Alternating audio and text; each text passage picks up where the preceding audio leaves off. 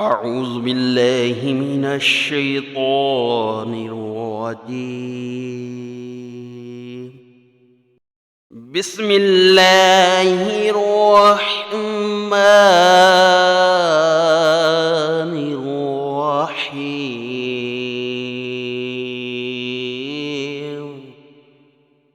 إن الذين يكتمون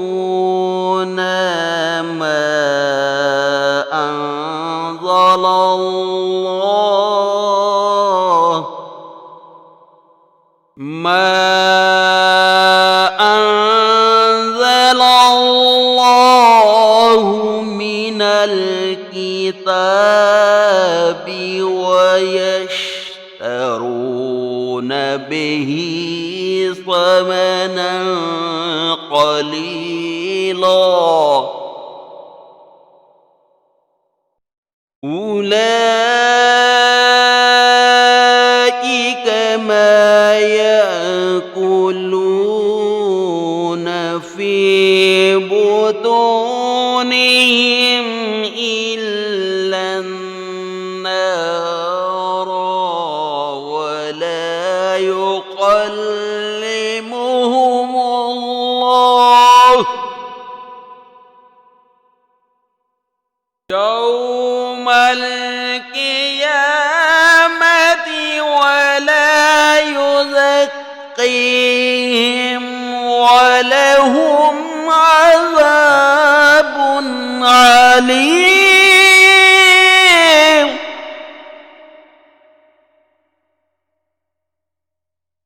أولئك الذين اشتروا الضلالة بالهدى والعذاب بالمغفرة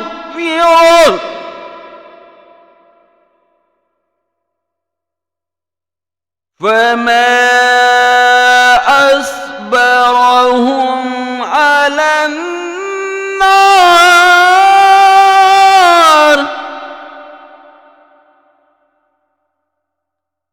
ذلك بأن الله نزل الكتاب بالحق وإن الذين اختلفوا في الكتاب لفي شقاق بعيد.